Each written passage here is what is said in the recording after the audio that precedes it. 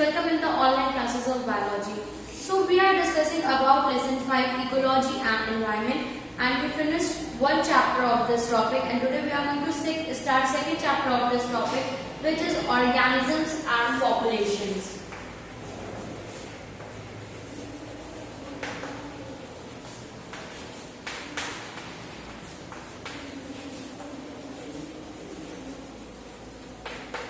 What are organisms? Organisms means that all living beings present are considered as organisms, and population means the counting of living organism is known as population. The counting considered as population of the living organism. So basically genetic variation are inherited from generation to generation, which affect the population dynamics.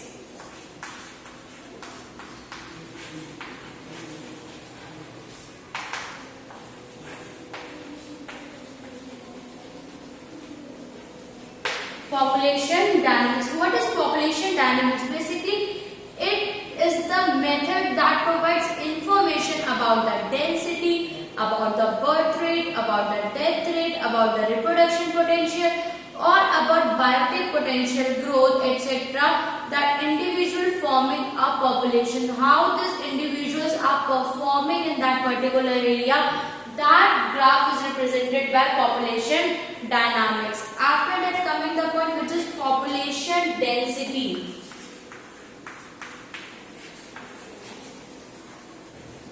Population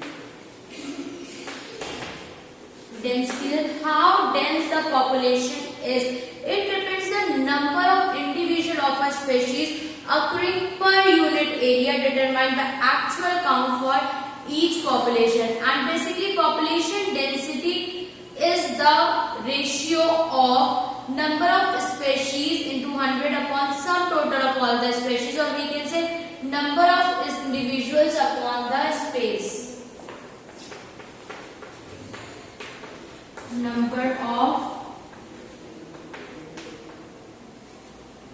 individuals upon the space, and how many individuals are present in the unit area, that is considered as population density. And there is also relative density that is defined by dividing this unit into 100. After, population density is of two types, that is of crude and specific.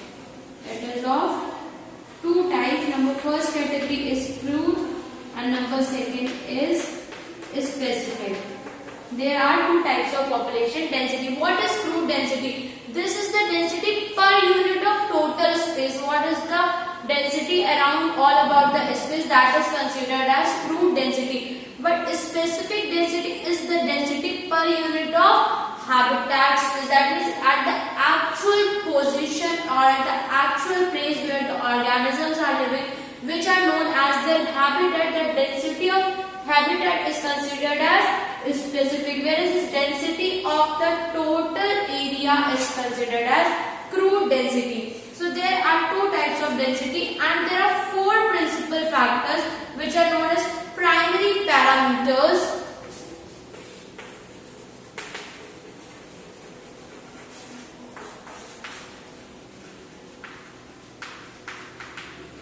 Primary parameters are there which affect the size of population.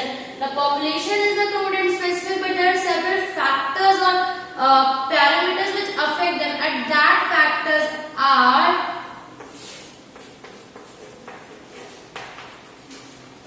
natality, that means birth rate. After that, mortality, that means death rate. After that, immigration, how the people of different place coming there, and the last one is emigration, that how of them are going from there. So on the basis of these parameters, a density of population can be determined. Now coming to the another topic,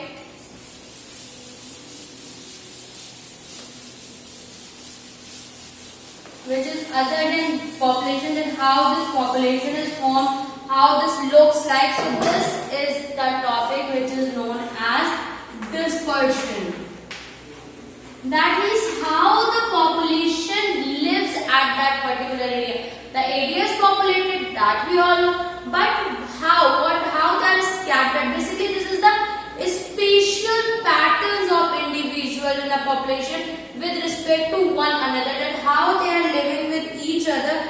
That thing makes the thing look like the dispersion. And there are basic three patterns, or we can say dispersion kinds, which are regular, random, and clump. That are regular, random, and the last one is clump. How this population is considered? First of all, regular population means that in the particular area they are in regular pattern at the given difference. There is no change, like they are found in this lines, or whether they are found in circles. So these are so that they are quite regular. There is no mishappening between them. And the one which is considered as random, that means one here, randomly dispersed. And in the case of clump, this is quite that groups are present. Group of 4, then group of 4, then group of 4, then group of 4. So this kind of dispersion, when their groups are formed, they are known as clump. When they are formed in sequence, that is regular. And when they are randomly present here and there, that is random dispersion. So that is all about the dispersion of the population in that limited area. After that, coming to the next topic of today, that is next topic of today is age structure and age distribution.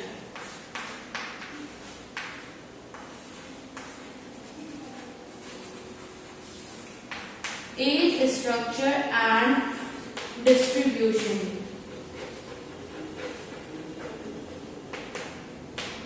So what is this age structure and distribution? Basically, the age is divided into 3 groups, that are pre-reproductive, reproductive, and post-reproductive.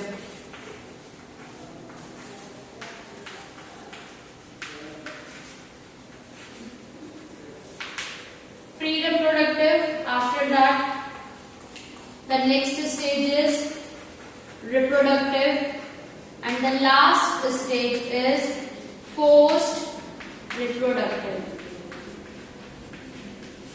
So these 3 stages are there which are related to pre-reproductive in the organisms which are not able to reproduce because of their age, but they will be able to reproduce in the future. Reproductive age is that in which the organism is able to reproduce the carbon copy of its own. And post-reproductive means that now the reproductive phase is over and that organism will not be able to reproduce another. And on the basis of this pre-reproductive, reproductive and post-reproductive age, the types of population according to the age ratio is of 3 types. First type is expanding.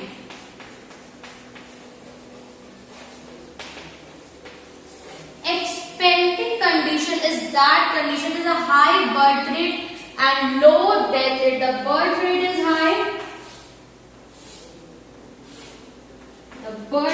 is high, and the death rate is low. As you know that this is the became minimizing here, so the death rate is low. Therefore, the population is expanding divided because the people who are dead are quite less in number, and the people who are going to reproduce or who are giving birth are quite large in number. So the first condition, kind of age structure is the expanding form. Next is stable form. Next is stable form. Stable form is the one that means the situation is kind of normal kind. The birth rate is quite equal with the death rate, so there is no sudden kind of changes. And the third one is declining pyramid. Third one is declining. So in the case of declining, this was just opposite to that the birth rate is less and the death rate is high. So basically on the basis of age distribution, there are three types of population: expanding where the birth rate is high, so the population is increasing day by day and the death rate is quite low; the stable one, in which birth rate and death rate are quite equal to each other, that is why the organisms are able to reproduce; and the third, which is declining, that is the death rate is so high and the birth rate is less than it, so that is why the population is declining day by day. So this is the basis of age structure in which the pyramids are formed. There are also another pyramids, but that was not about the age structure. Now we are going to pyramids that are based on age. Age pyramid is there, that are now not related with the population. This is just the age pyramid. So age pyramid are of three types also. First one is triangular.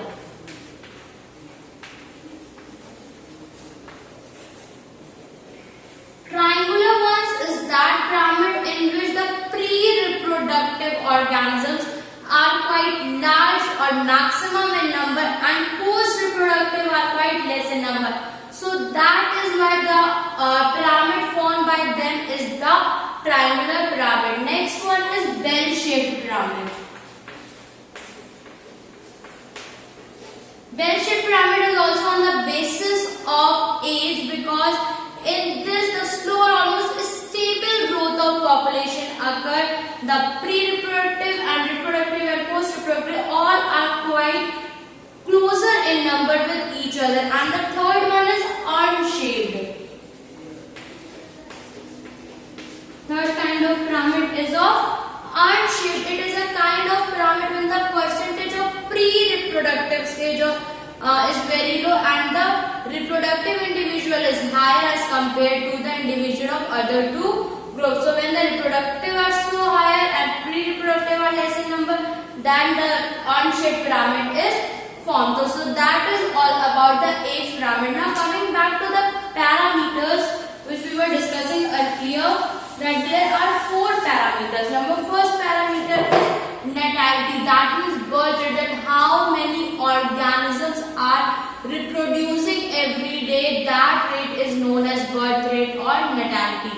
The second is death rate, that means mortality, that the counting of number of individuals which are dead per day, that is the mortality rate. After that, immigration. Immigration means that the population entering from some other habitat in our area, that the process that the people are coming in this area from some other place, that is immigration.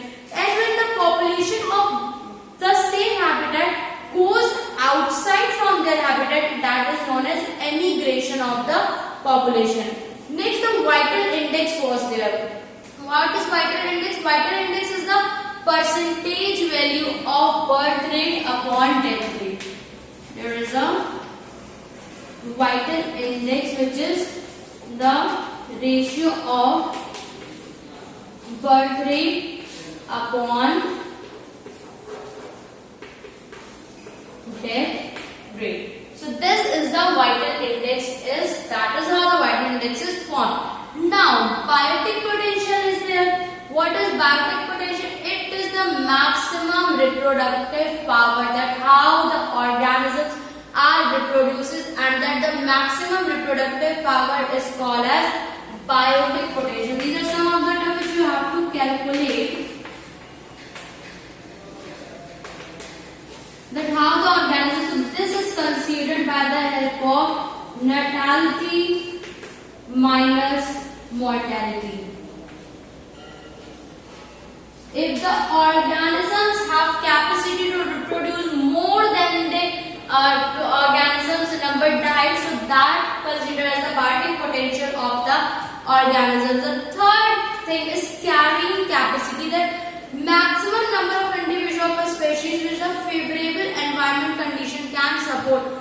example, the birth rate is very high, the natality rate is very high in comparison to the mortality, but the organisms are not able to carry capacity, not able to live in the surrounding, not able to carry themselves into that surrounding. Then the carrying capacity became low and the population became to extinct. So that is why along with biotic potential, carrying capacity is also important. Now the growth rate. What is the growth rate? Growth rate is also similar to the biotic potential. Growth rate is